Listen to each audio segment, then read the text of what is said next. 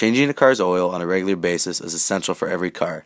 Without changing the oil filter will become clogged with dirt and debris, and the parts of the engine may start to rub together or wear out prematurely.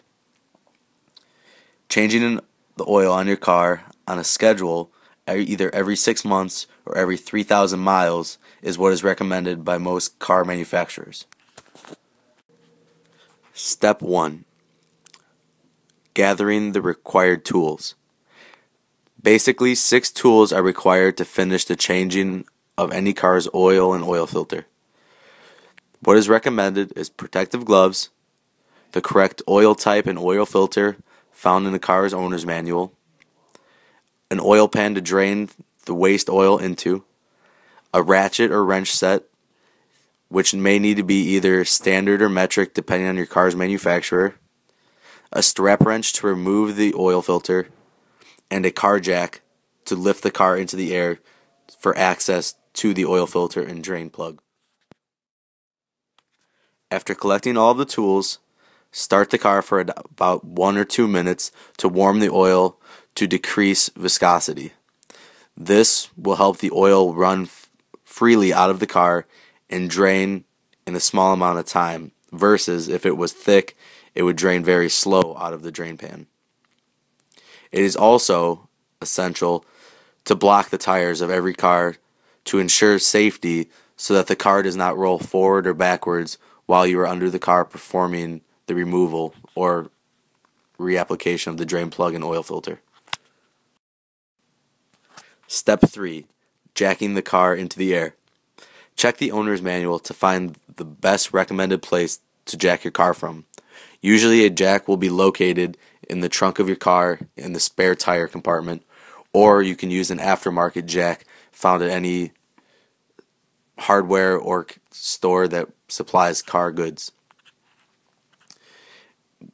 Jacking the car up is usually recommended on the side that has the oil filter nearest. For many, this may be the passenger side. So slide the jack under the car and slowly ease the car into the air. Do this very slowly so that you are not rocking the car back and forth or dangerously lifting the car too fast. You need to lift it just high enough so that you can slide a jack stand right next to the jack to maintain safety and ensure that you do not get crushed by a falling car if the jack was to fail. Step 4. Loosen drain plug. Finding the correct location of the oil filter and drain plug is the next step. By checking the owner's manual or looking at your car from below, it is easy to locate the placement of both of these. Put the oil pan under the location of the drain plug first and remove the drain plug using your ratchet or wrenches. Counterclockwise will remove, clockwise will tighten the drain plug.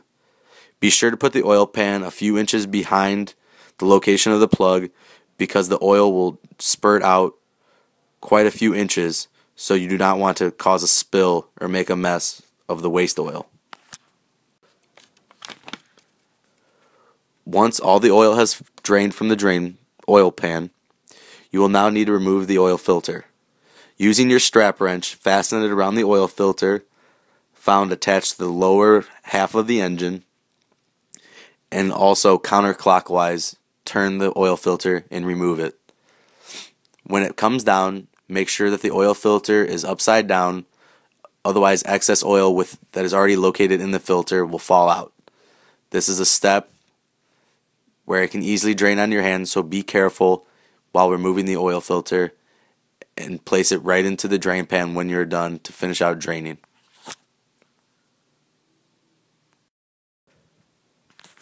Step 5. Replacing the oil filter. It is the exact opposite as removing the oil filter.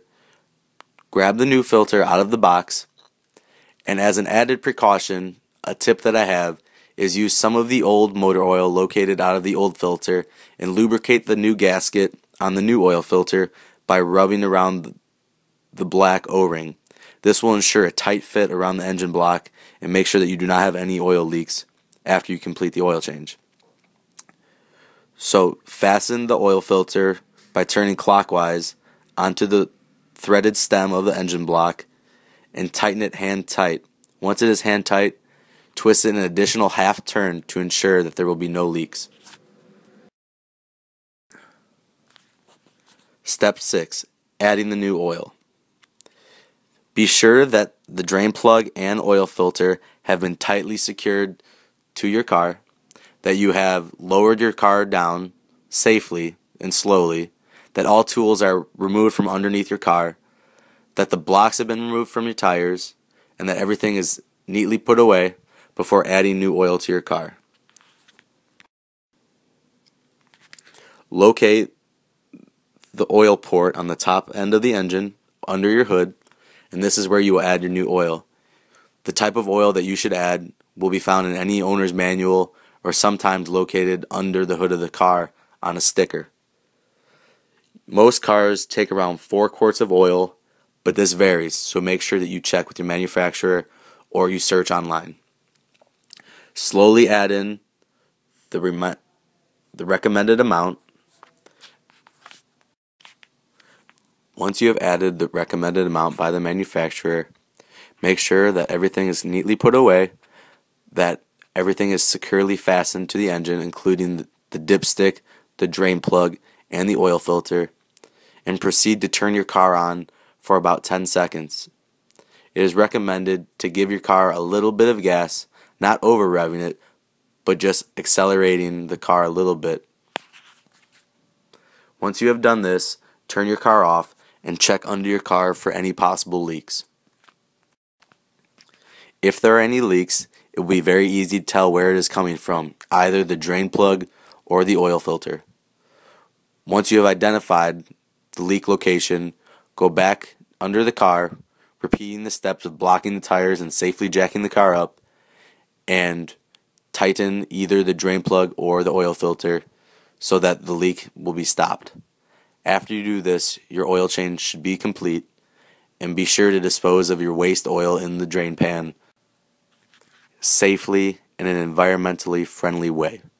It is illegal to dump oil in any waterway or to contaminate or litter any public place with waste motor oil.